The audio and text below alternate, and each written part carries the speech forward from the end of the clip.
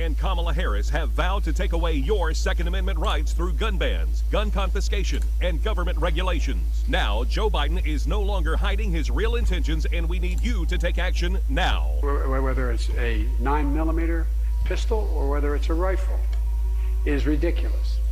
I'm continuing to push to eliminate the sale of those things. But the Biden administration is coming after your right to own any gun, and we need you to text PROTECT2A to 888-762-0221. Joe Biden has already issued executive orders. He is now demanding Congress push through radical gun legislation. You can fight back to stop Joe Biden's gun grab, but you must text PROTECT2A to 888-762-0221. Take action to protect your right to keep and bear arms. We urgently need millions of Americans to text PROTECT2A to 888-762-0221. Text PROTECT2A to 888-762-0221.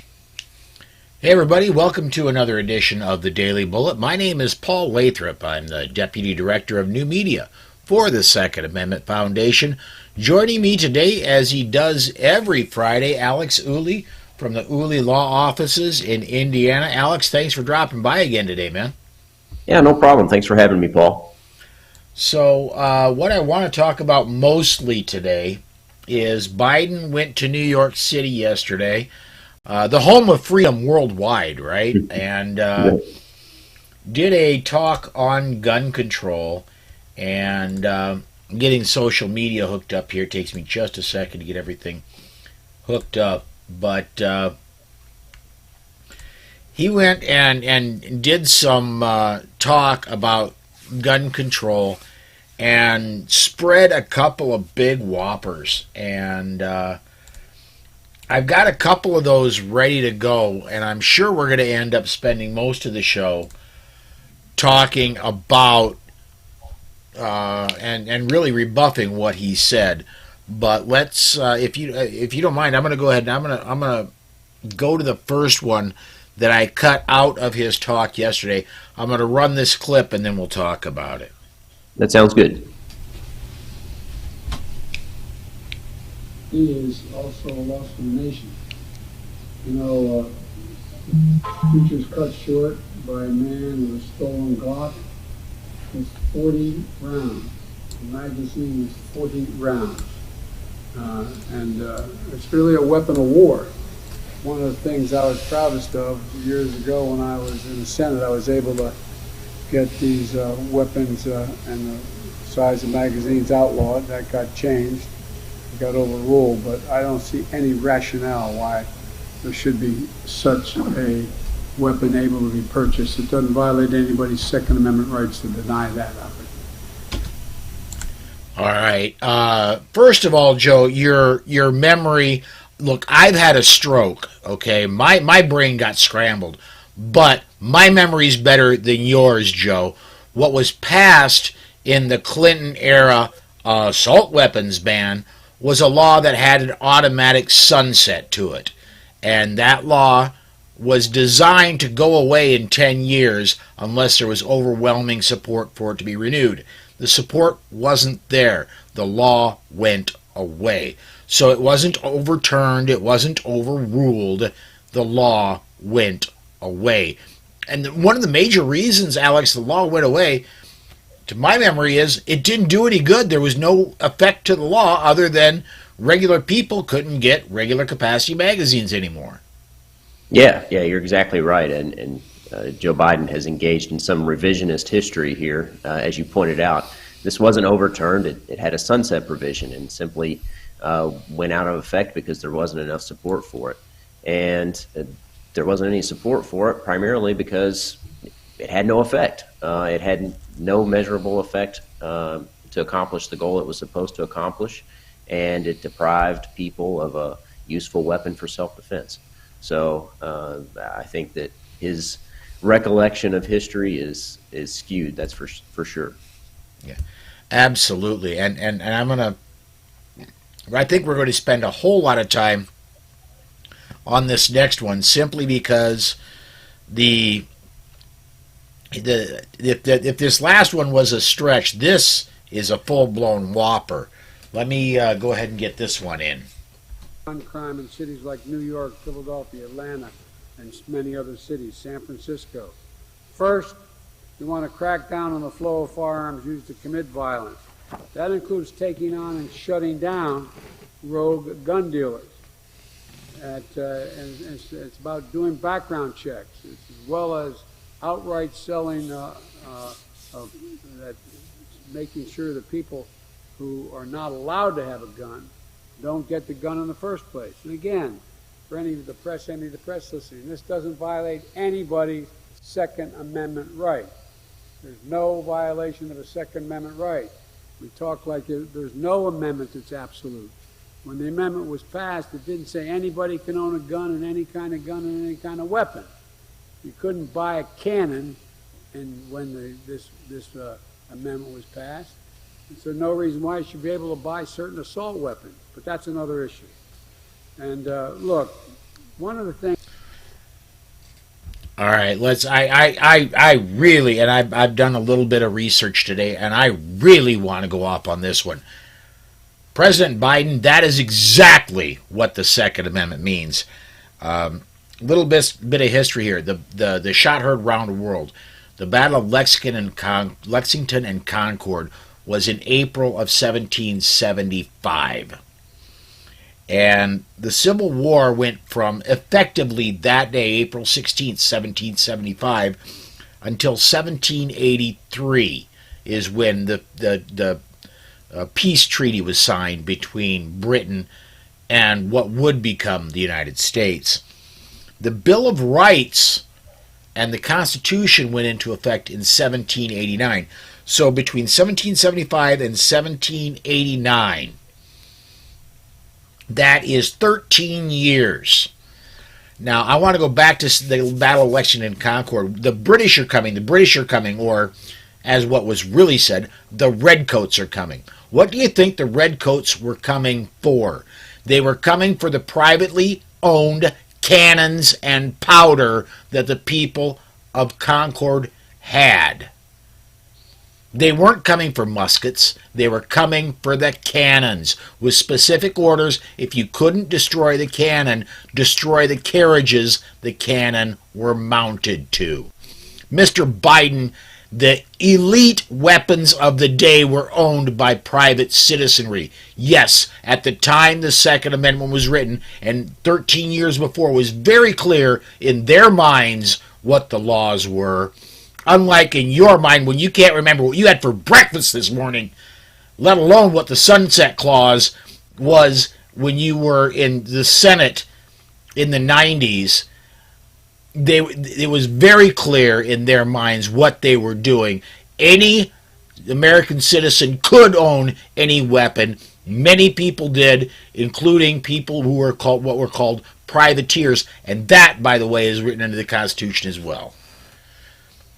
Am I off base there? No, not at all. That's exactly right. And as we know, throughout history, a common tool of tyrants is to disarm the population before they perform great atrocities. There's been countless examples of that throughout the years. And I think that a population that's armed is far less likely to be deprived of their liberty and subject to a tyrannical government. So, and this idea that AR-15s are not protected by the Second Amendment, I think is just laughable.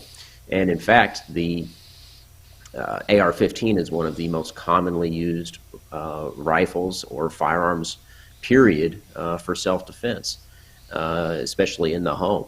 So to say that it's not useful for that purpose, I think, and doesn't deprive people of a useful tool for self-defense just shows that how out of touch he is with the world and with the United States. I honestly, in my belief, not only is the AR-15 protected under the Second Amendment, so is the M4, so is the M60, so is any a handheld weapon ought to be protected under the Second Amendment. Any weapon I can afford and carry myself, I ought to be able to walk into any gun store and purchase. Yeah, I agree with that.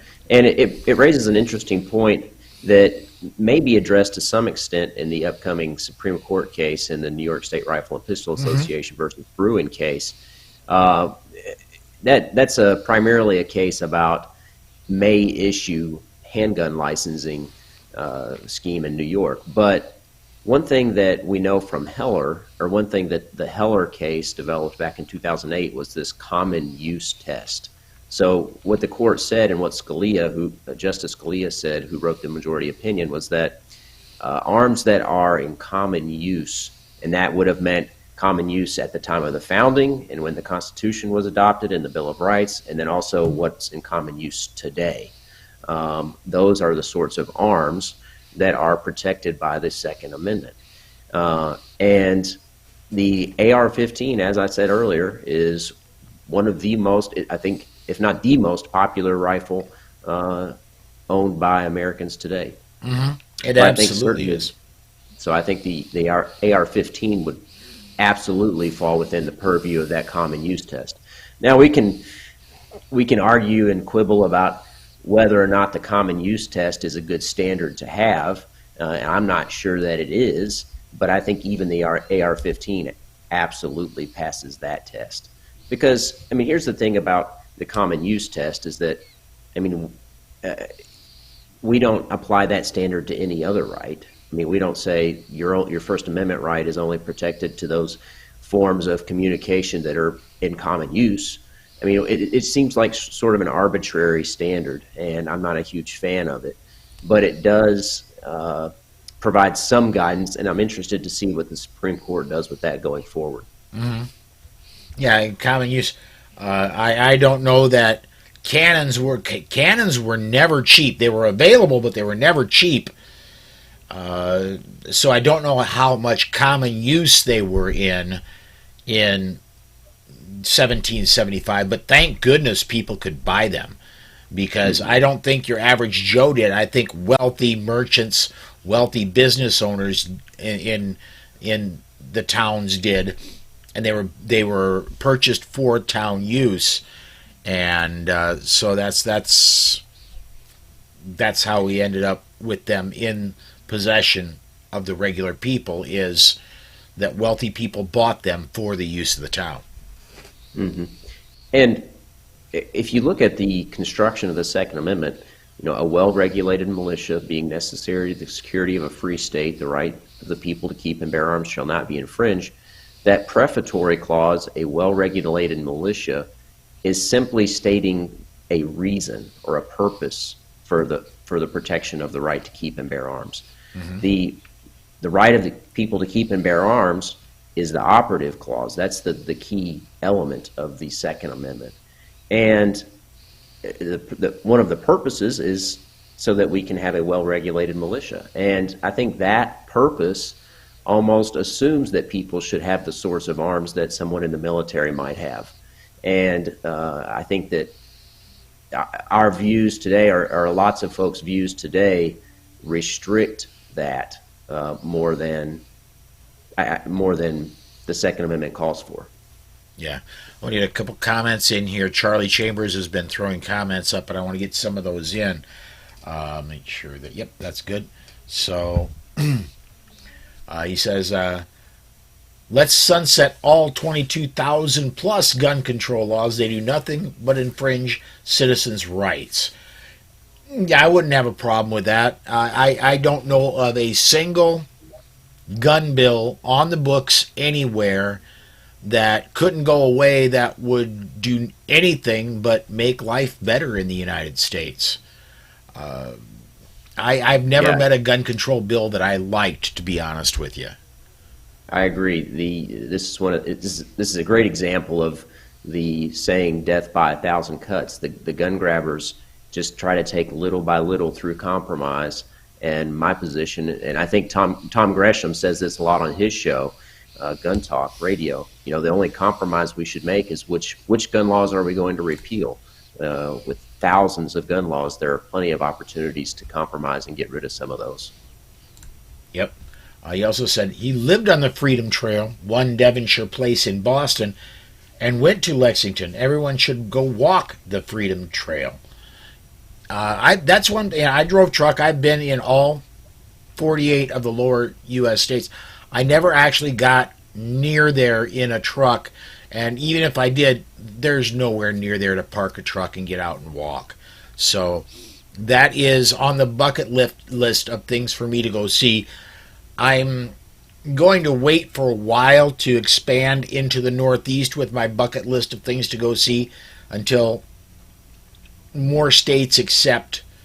I'm hoping the Supreme Court, after this June, soon picks up reciprocity between the states and their permits, if they don't take care of it with this decision in New York State Rifle and Pistol Association versus Bruin. I want to get up one more comment here quick. Roderick says, one of the things that gets lost in these arguments is that the U.S. Constitution did not grant any power to the federal government to restrict the right to keep and bear arms. I do not see anything in Article 1, Section 8 anyway. It is the absolute, and it goes on to say here, it is absolute there. So, yeah. Those powers not specifically delegated to the government or retained to the people and to the states. And obviously, the federal government has gone far beyond the powers that have been specifically delegated to it. So, I mean, I agree with that sentiment, but we've gone quite far beyond where the federal government, I think, was intended to be. 100%. Let's. I want to talk about one more story here today, and we may end up going other directions too. But I want to go to Vermont here, and Vermont just put forward a law, and it looks like this one's going to the governor's desk to close the Charleston loophole. Basically, what they're going to be doing is you will now no longer be able to get a firearm in Vermont until a background check comes back, period. So if the FBI delays you, that's essentially a no. If they could take 3 days, they could take 30 days, they could take 365 days, but until they come back with a go ahead and give that person a firearm in Vermont, you're not going to get the firearm. Mm-hmm. Yeah, I see a huge problem with this, because this delay could simply be used as a tool to deprive people of their ability to purchase a firearm. Mm-hmm. And it's also sort of a step, it sounds like, toward universal background checks. I'm not sure if this is simply for new purchases through FFLs, or if it also applies to purchases between private citizens. But of course, universal background checks are something that gun control advocates have pushed for a long time, and that would include utilizing background checks for private sales between individuals. And I think, anyway, that this was meant to be for new purchases through FFLs. I'm not positive on that. But either way, if you go to a gun store and you try to purchase a firearm and they can't make a determination about whether you are able to possess a firearm or not, they have 3 days to make that determination. And if after 3 days they still cannot make a determination, the gun store is authorized to sell you the firearm. So eliminating that 3-day window lets them drag out these background checks for a long time. And that could be very problematic for folks. Yeah, absolutely.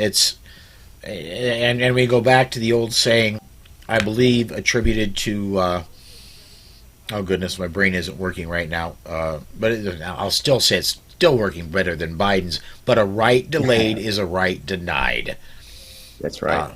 And I could easily see it would be not that big it would not be that difficult for somebody to go into the coding, into the computers in the FBI, and if the request comes in for from Vermont automatically kick it into a delayed response and just leave it into a delayed response, and all of a sudden there are no guns being sold in Vermont. That would be an easy thing to do. Exactly. You know, it's interesting because Vermont, it has a reputation of being a fairly liberal state, but they're one of the only states that's never had a licensing requirement to carry a handgun. So they're the original constitutional carry state. I thought that was New Hampshire was the one that never had. It's Vermont. Oh, yeah. Okay. Yeah, you would think it would be New Hampshire because New Hampshire is where the Free State Project is, and you know, it's this movement for liberty-minded folks to move to New Hampshire and make it the freedom state. But it was Vermont. So that's the interesting thing about Vermont. Okay. And speaking of constitutional carry, I think I saw today that Georgia passed constitutional carry through the Senate. I'm not sure where it stands there, but I know it's made some progress. So that's an interesting note. And then also I wanted to say too that in Indiana, constitutional carry has hit some hiccups, some hurdles in the Senate. We've talked about this a few times on the show before, but Roderick Bray, who's the Senate pro tem, and Liz Brown, who's the Senate Judiciary Committee chairman, have in the past killed constitutional carry in caucus behind closed doors, and it looks like they may be trying to do that again this year. And it stems from pressure from the governor. Governor Holcomb has apparently, his office has said that they oppose constitutional carry. So we've got a Republican governor, a supermajority of Republicans in the Indiana legislature, and it looks like we're going to struggle to get constitutional carry passed. So I hope we get it passed, but it's not looking great because of some so-called conservatives who secretly, not so secretly now, oppose the right to keep and bear arms without paying a fee to exercise that right or getting a license to exercise that right. I believe, when is Governor Holcomb up for re-election? Isn't that this year? No, he was, let's see, that was, actually, I'm not positive when he's up for re-election. Let me try to find that info. Looking up Indiana 2022 general election, filing deadline is today for filing for primary. The word is that he wants to run for Senate. So I'm not sure why he thinks that opposing constitutional carry will help him in that regard, or if he's taking this position as a political position because he thinks it might help him in the Senate race. But I think that he's making the wrong calculation in that regard. Okay, now he did win in 2020, so 2020, yeah. So it would not be that he's up for re-election this year. Okay. Well, if he does run for the next time he runs for office, whether it's for Senate or in 2 years when he runs for governor again, as well as these senators that are holding things up, I'm hoping the electorate remembers this. Yes. Because this is 2 years in a row that Indiana's come this close and no cigar. Right. It's not dead yet, but it was recently assigned to the Senate Judiciary Committee, which is the committee where it's less likely to prevail. And that was, it gets assigned to the committee by the Senate pro tem, and that's Roderick Bray. And I think, anyway, he sent it there so that it would die there. So we will see, but that's what it's looking like. Yeah. And unfortunately, from what I'm hearing, Nebraska's in kind of the same boat. There's huge support for constitutional carry in Nebraska, but they have very little time left in their legislative session, and there's not enough support to get it to the governor, and the governor isn't pushing. Even though he appeared down at SHOT Show and he said he'd support it, it's looking like that was lip service.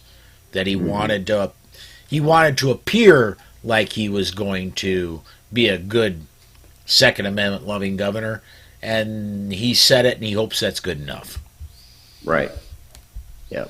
Pay lip service, but don't do anything to support it in reality. Yeah. All right. Let's see here. I think we're Charlie Chambers. Let me get this one up. I'm not. Charlie says, I lived across the bridge of the church on the peninsula, West Ashley, and I carried in churches. After the tragedy, Governor Haley in the South Carolina repealed restrictions to carry in churches in less than 2 weeks. I carried regardless. I cannot and I will not advocate for carrying in restricted areas. I would lose my job, and besides that, it's not responsible. And Alex, you're an attorney. You can't advocate for doing anything that's illegal to start with. However, I will say, in some forms, concealed means concealed, and everybody has to make their decisions on what's right to do for themselves. I'll say I cannot condone you doing that. I will say that concealed means concealed, and I guess I'll leave it at that. Yeah, yeah. And one thing too, Paul, if we have enough time here, I'd like to mention just a portion of the Heller decision that I think is related to the videos you played of Biden earlier in the show. There's some language here that I'm not a fan of, but I think people should know about and maybe keep in mind when the decision in the New York State Rifle and Pistol Association case comes down. But the Heller decision says, and it's a lengthy decision or opinion, and this is on page 54 of the opinion, actually. And it says, like most rights, the right secured by the Second Amendment is not unlimited. And, of course, we heard in that video earlier Biden say it wasn't absolute.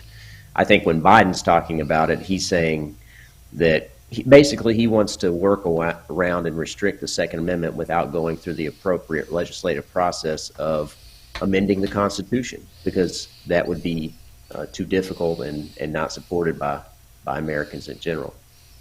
But it says that from Blackstone through the 19th century, cases, commentators, and courts routinely explained that the right was not a right to keep and carry any weapon whatsoever in any manner whatsoever and for whatever purpose. So there's the Heller decision here is recognizing type, manner, and purpose restrictions that may be acceptable.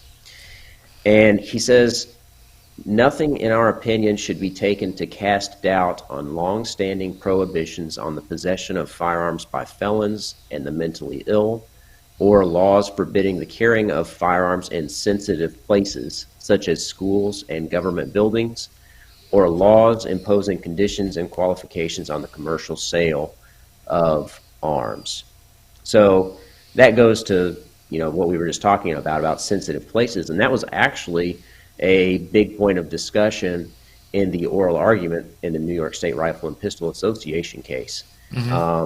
So that sensitive places issue could be addressed in that opinion coming up in the spring. So it'll be interesting to see what the court does with that. Yeah, I'm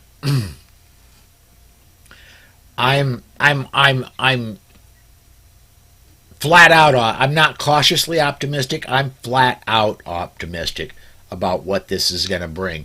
And we are now, we're in early February, so we're less than 4 months away from the decision, I'm hoping. We're looking at the early May to early June when to expect that decision. And I'm openly optimistic, not cautiously optimistic. I'm hopeful. I'm optimistic. Yeah, I'm Go- optimistic. I think it will be a favorable decision. It's just a question of how favorable. I'm hopeful that our friends in New York, New Jersey, California, Hawaii will all be able to go to get a concealed carry permit, and if they are decent human beings that have not been convicted of a felony, the state will have to issue them one later this year. Now, Right. I'm also a realist, and Alex, I honestly believe that when it's not going to be, once the ruling comes down, they're going to go and apply, and all of a sudden the state's going to start issuing them, and things are going to pop, and everything's going to be great. New York, all these states, they're going to make it as much of a mess as they can. They'll have to be sued into compliance again and again and again, but this is a first huge step.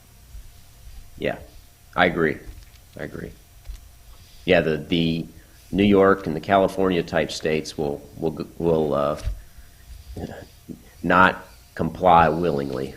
So there will be plenty of litigation to follow the New York State Rifle and Pistol Association case. That's for sure.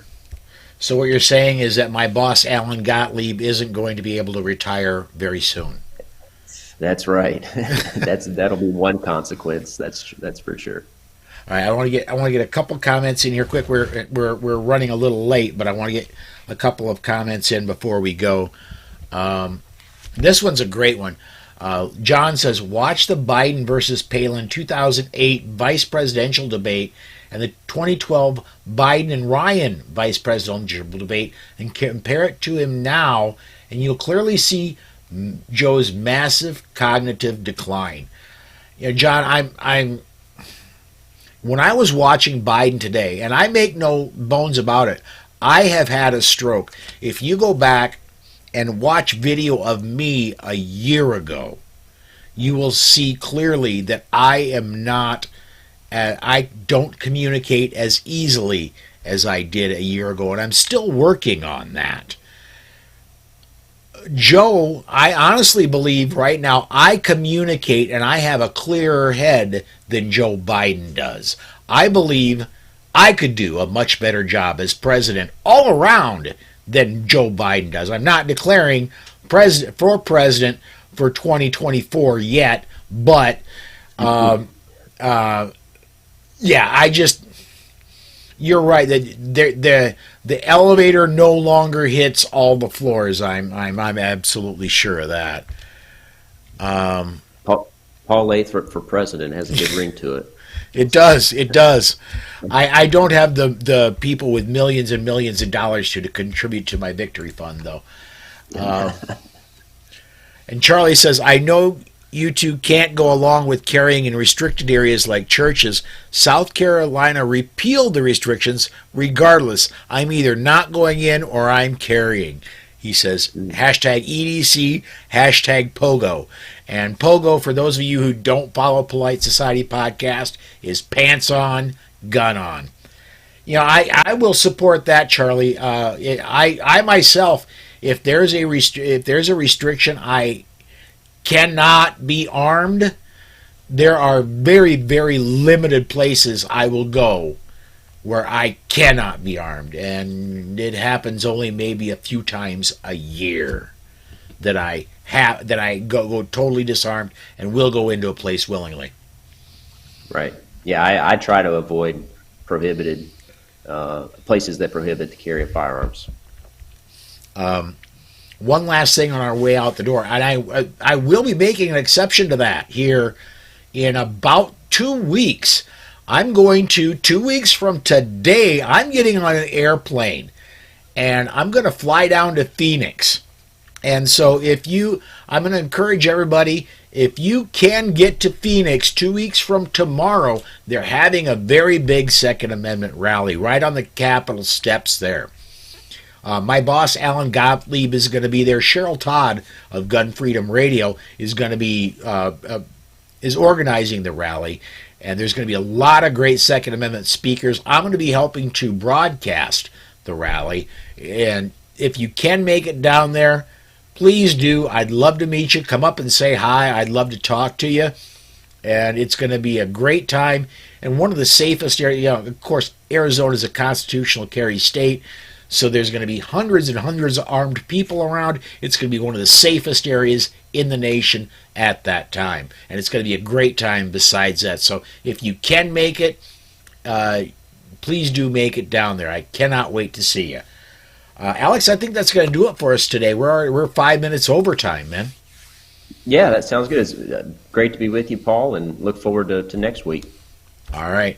Folks, do please come join us tomorrow at noon Central Time for the Weekly Bullet, and next week all week at 5 p.m. Central Time for the Daily Bullet. That does it for us today. Thanks for watching, everybody.